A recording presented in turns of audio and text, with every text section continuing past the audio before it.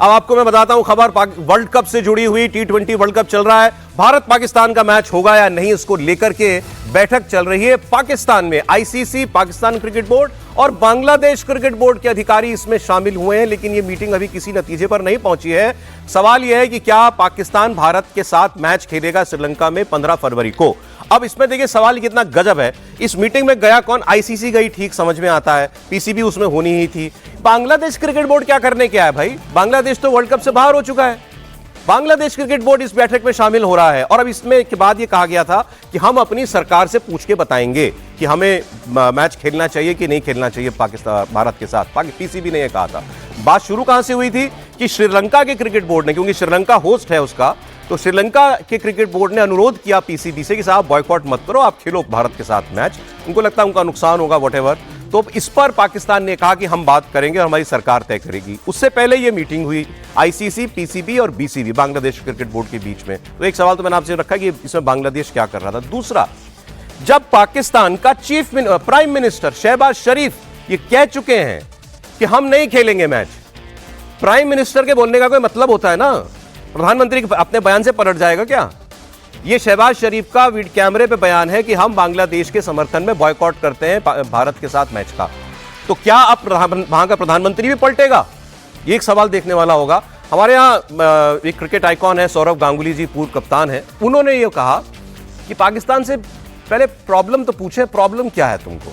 तुम तो वैसे भी श्रीलंका में खेल रहे हो, भारत में तो तुम्हारा मैच हो नहीं रहा, तो क्या फिर क्यों वर्ल्ड कप से बाहर होना चाहते हो? Backing out of a World Cup for what?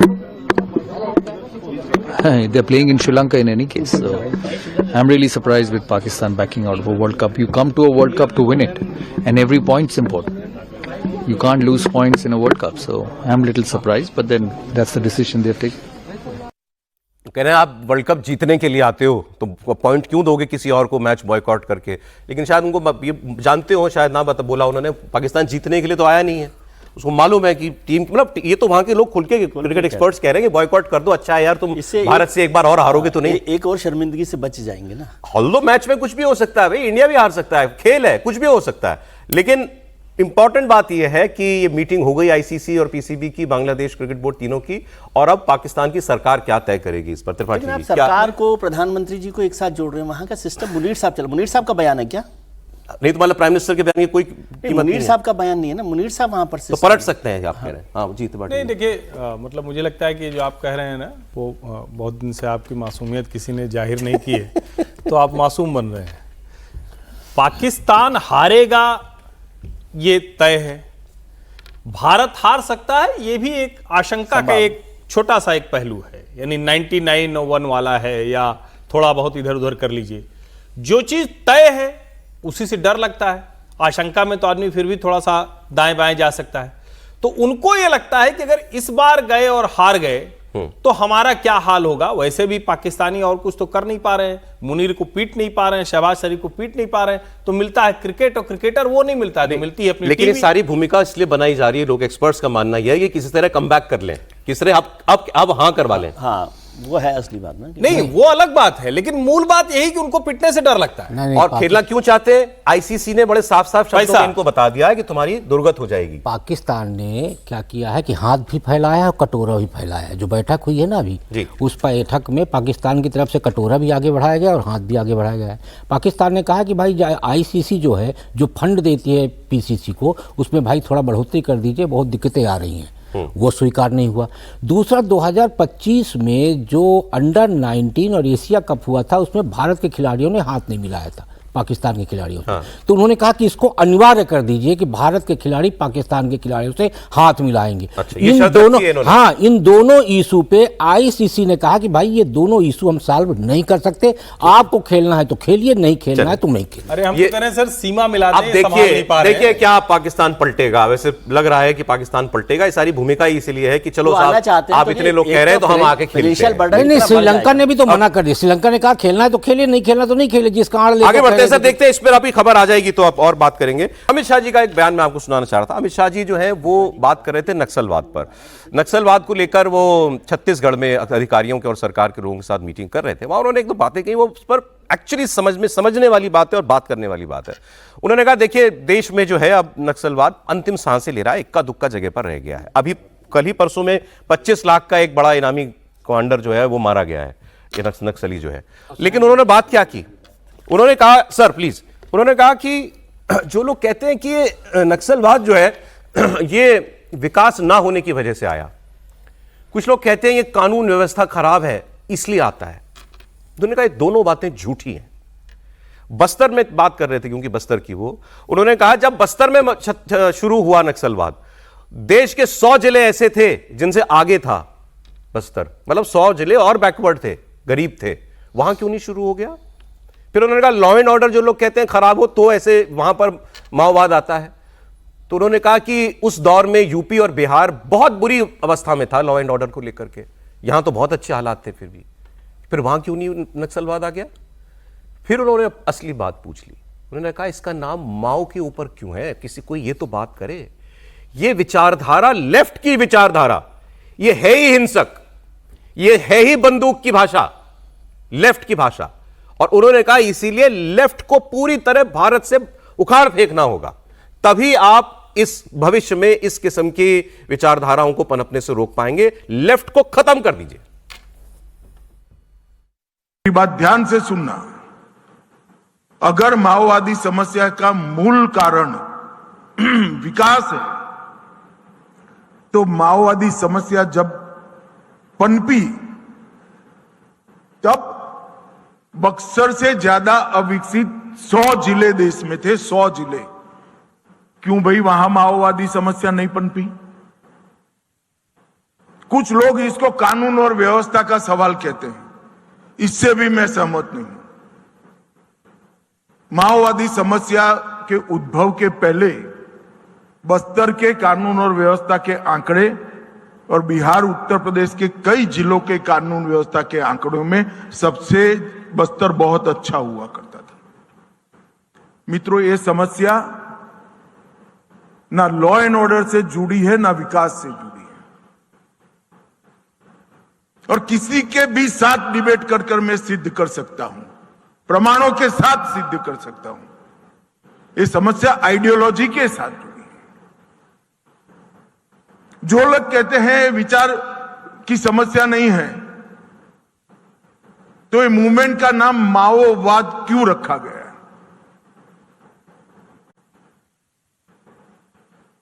क्योंकि ये विचारधारा के अंदर ही समस्या का समाधान बंदूक से निकलता है। और उन्होंने कहा मैं किसी के साथ भी बहस करके इस बात को सिद्ध कर सकता हूं। तो इसको विचारधारा के लेवल पर टैकल करने की जरूरत है। ये कम्युनिस्ट विचारधारा, माओवादी विचारधारा, माओवादी और कम्युनिस्ट एक ही हुए ना सर? मैं गलती तो नहीं कर रहा ना? नहीं, सही है। मैं माओवादी और इसको पर्यायवाची मानूं ना लेफ्ट को? बिल्कुल, तो फिर मानना चाहिए ना। तो वो कह रहे हैं लेफ्ट, ये तो लेफ्ट की आइडियोलॉजी है, बंदूक से निकलती है। ऐसा नहीं है, नहीं है, ऐसा नहीं है। देखिए, एक तो अमित शाह जी ने नक्सल पर जो काम किया ना, वो पिछले 50-60 साल में नहीं हुआ, इसको मानना चाहिए। उन्होंने इसको लेकर एक समझिए कि टारगेट ओरिएंटेड प्लान किया और कहा कि मार्च 2026 में हम खत्म करेंगे, लेकिन वो नहीं होगा। तो भी बहुत बड़े हद तक खत्म हो गया। एक हद तक ये बात ठीक है कि वो माओवाद के, नक्सलिज्म और माओवाद एक साथ चलते हैं, है ना। लेकिन माओवाद नक्सलिज्म नहीं है ना। लेफ्ट का जो रेडिकल पार्ट था वो नक्सलिज्म में आया, इसलिए माओवाद ये अलग है। मैं कोई सपोर्ट नहीं कर रहा, लेकिन कम्युनिस्ट में सीपीएम और सीपीआई के अलावा जो लोग हैं, सीपीआई-एमएल वाले जो लोग हैं या माओवादी जो लोग हैं, जो रेडिकल एलिमेंट था, और वो रेडिकल एलिमेंट को सर किताब एक है दोनों की या नहीं? नहीं है, किताब अलग है। किताब मतलब जो लोग उसको नहीं, भाई ये तो फिर वही गोडसे वाली बात हो गई, गोडसे अलग हो गए ना। लेफ्ट में वो रेडिकल एलिमेंट नहीं बर्दाश्त था, इसलिए उन्होंने अलग पार्टी बना ली। तो वो आज अलग पार्टी के तौर पर काम कर रहे हैं। तो देश में जो बाकी लेफ्ट जो सीपीएम सीपीआई मोटे तौर पर उनको नहीं जोड़ सकते, उनको इसके साथ नहीं जोड़ सकते। उन्होंने कहा कि आप अपना अलग चलाइए, लेकिन उसी विचारधारा से निकला माओवाद, उसी विचारधारा से निकला। इसलिए वो विचारधारा और संगठनात्मक ढांचा दोनों चीजें, आप सिर्फ विचारधारा पे मत जाइए, संगठनात्मक ढांचा भी कम्युनिस्टों जैसा ही है इनका। जैसा होना अलग, मैं होम मिनिस्ट्री कवर करता था, छापा पड़ा था बस्तर में, बस्तर के छापा में जो डॉक्यूमेंट्स जब्त किए गए थे उसमें बाकायदे सेंटर कमेटी की रसीद मिली थी, जिसमें स्कूल का मास्टर कितना देगा, ठेकेदार कितना देगा, पत्ता तेंदुपत्ता तोड़ने वाला ठेकेदार कितना देगा, ये पूरी वसूली होती थी। लेफ्ट और माओवाद आप एक साथ ना जोड़ें, वो ये अतिवादी है। विचारधारा यदि वो है तो उसको दोनों को अलग कैसे कर सकते हैं? यदि एक ही माँ के जन्म लिया है तो आप एक ही माँ से जन्म ली हो, दो बेटों को अलग कैसे कर सकते हैं? वो कह रहे हैं मूल पे जाओ, मूल है कम्युनिस्ट आइडियोलॉजी। मूल तो माँ हुई ना, तो माँ से ही दोनों का जन्म हुआ है ना। भाई जब नक्सलवाड़ी से नक्सलवाद शुरू हुआ ना, नक्सलवाड़ी जो आंदोलन था, और उसके शुरू करने वाले कौन थे? कानू सान्याल थे, चारू मुजुमदार थे, ये सब नक्सलाइट, ये सब कम्युनिस्ट लीडर थे। तो चारू मुजुमदार और कानू सान्याल अगर नक्सलवाड़ी से नक्सलवाद को शुरू करते हैं, उसको सपोर्ट करते हैं, कम्युनिस्ट पार्टी का पूरा समर्थन रहता है, तो ये नक्सलवाद कम्युनिस्ट पार्टी का बढ़ाया हुआ है। मौत से के जो अच्युतानंदन केरल के पूर्व मुख्यमंत्री, उनको अभी कुछ दिन पहले वो मिला है पद्म विभूषण अभी दिया आपने। वो सरकार बताएगी सरकार ने क्यों दिया है, मतलब अब इसके बारे में तो चर्चा करना व्यर्थ है। मैं जो कहना चाहता हूं सर, ये कि जिस तरीके से देश के अंदर हेड जो है होम मिनिस्टर होते हैं सर, जिस तरीके से देश के अंदर मुझे लगता है कि कम्युनिस्टों की सरकार खत्म हो गई है, वैसे वैसे माओवाद भी खत्म हो रहा है। कम्युनिस्ट आइडियोलॉजी दुनिया भर में जहां भी गई है, सिर्फ केरल में सरकार बची है, त्रिपुरा में बीजेपी ने खत्म कर दी है, बंगाल में ममता बनर्जी ने खत्म कर दी थी। सीपीआई के दफ्तर में कभी जाएंगे, वहां आपको कार्ल मार्क्स भी मिलेगा, वहां आपको स्टालिन भी मिलेगा, हो सकता है कहीं माओ भी मिल जाए लिखा दीवार पे टंगा हुआ, ठीक है। और इन सारे देशों का इतिहास क्या है, स्टालिन भी मिलेगा। इतिहास क्या है, स्टालिन ने कितने लोग मारे, लोग कहते हैं 1 करोड़ लोग तो स्टालिन ने मारे। माओ ने कितने लोग मारे, लाखों लोग चाइना में माओ ने मारे। वो गृहमंत्री जो कह रहे हैं वो कह रहे हैं कि विचारधारा ही हिंसक है। मैं विचारधारा है, लेकिन मैंने कहा कि उसका जो रेडिकल एलिमेंट था वो अलग हो गया। एक छोटा कमेंट आपका, आप ही की बात पे। देखिए, ये जो कम्युनिस्ट आइडियोलॉजी है, ये दुनिया का सबसे बड़ा वसूली और खतरनाक आतंकी गिरोह है। केरल के जिले के चुनाव में किम जोंग उन उनका चित्र लगता है, और मैं ये जब कह रहा हूं तो जो लोग कहानी कुर्सी की देख रहे हैं वो चेक करें, वो आपको तस्वीर के साथ मिल जाएगा। किम जोंग उन उनके चुनाव में रहती है। दुनिया भर में जो एक्सचेंज प्रोग्राम है, वो नक्सलवादी कह के हो, माओवादी कह के हो, अर्बन नक्सल कह के हो, प्रोफेसर कह के हो, कोई भी इंटेलेक्चुअल वाला कह के हो, लेकिन अंत में सबका बच्चा वो रशिया पढ़ने चला जाता था, सबका बच्चा चाइना चला जाता था, सबका बच्चा दुनिया के अलग अलग ऐसे देशों में चला जाता था। सबको वही चे गुवेरा और मोटरसाइकिल डायरी पढ़नी है। मैं आपको सिर्फ समझने के लिए बता रहा हूं, जिससे समझ में आए। कैंपस में चूंकि ये ऐसे होते हैं, जब गिरोह होता है, गिरोह में बहुत ज्यादा दिन तक एक साथ नहीं होते, तो इनके संगठन टूटते चले जाते हैं, इसलिए अलग अलग आपको मिलेंगे। स्टूडेंट यूनियन में भी जाने कितने स्टूडेंट होंगे, लेकिन जो अमित शाह कह रहे हैं वैचारिक तौर पर कम्युनिस्ट आइडियोलॉजी ही है। और आपको ध्यान में हो, इस पूरे बस्तर की लड़ाई अर्बन नक्सलियों ने इसको और खतरनाक किया, जो इससे जुड़े हुए एनजीओ हैं उन्होंने और खतरनाक किया। और वो तो अलग अलग जगह, कोई आप कह रहे हैं कैंपस से, कॉलेज कैंपस से लेकर के पॉलिटिकल पार्टी सब जगह रिजेक्ट करना चाहिए देश को, कम्युनिज्म को। जो भी हिंसा की बात करता है, बंदूक उठाने की बात करता है, उसको रिजेक्ट करना ही चाहिए। अगली खबर भी बड़ी इंटरेस्टिंग है सर, पद्म भूषण देना रिजेक्ट करने का तरीका। लेकिन माओ ज्यादा बहस हो गई, आगे बढ़ते सर अगली खबर। माओ दीवार में नहीं, बिहार चुनाव और महाराष्ट्र के अभी जो लोकल बॉडी इलेक्शन हुए, उसमें एआईएमआईएम को बड़ी जीत मिली। अब ओवैसी ब्रदर्स का जोश बहुत हाई है इस पर। अब जूनियर ओवैसी अकबरुद्दीन ओवैसी, उन्होंने यूपी के मुख्यमंत्री योगी आदित्यनाथ को चुनौती भेजी है। एआईएमआईएम चीफ असदुद्दीन ओवैसी के छोटे भाई अकबरुद्दीन ओवैसी ने सीधा चैलेंज दिया। तेलंगाना के निजामाबाद में योगी पर बोलते हुए अकबरुद्दीन ओवैसी ने कहा, योगी जी हम अब यूपी भी आएंगे और जल्दी आएंगे और एआईएमआईएम का झंडा गाड़ेंगे। मैं लौंडों पट्टों की बात नहीं करता हूं, मैं इनकी बाप की बात कर रहा हूं, लौंडों के अलावा।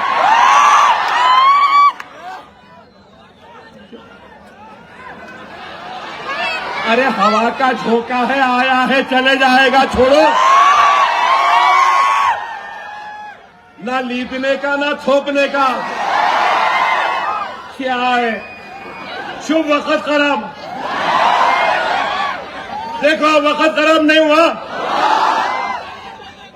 अभी योगी बाकी था, अब आप लोग मिस्टर योगी तैयार हो जाओ, यूपी भी आ रहा हो। चलेंगे यूपी, चलेंगे, चलो अब इसके बाद में यूपी चलते हैं और यूपी में अपनी ताकत, अपने झंडे को गाड़ते हैं। चले जाओ यूपी, एमआईएम यूपी जाएगी तो योगी तो खुशी होंगे कि कोई मुस्लिम वोट काटने वाला आया बिहार की तरीके से। लेकिन हाँ, ये एक नई वर्सेस लड़ाई जो है ये शुरू हुई है कि एआईएमआईएम ओवैसी बनाम योगी। अभी डायरेक्ट ऐसा नहीं था, ये पहली बार, और भी छोटे ओवैसी ने डायरेक्ट चैलेंज फेंका है। तो ये जो गया है अभी बॉल उधर पलट के तो आनी है। ये चैलेंज तो अखिलेश जी के लिए है, ये सही कह दिया आपने, और राहुल जी के लिए भी।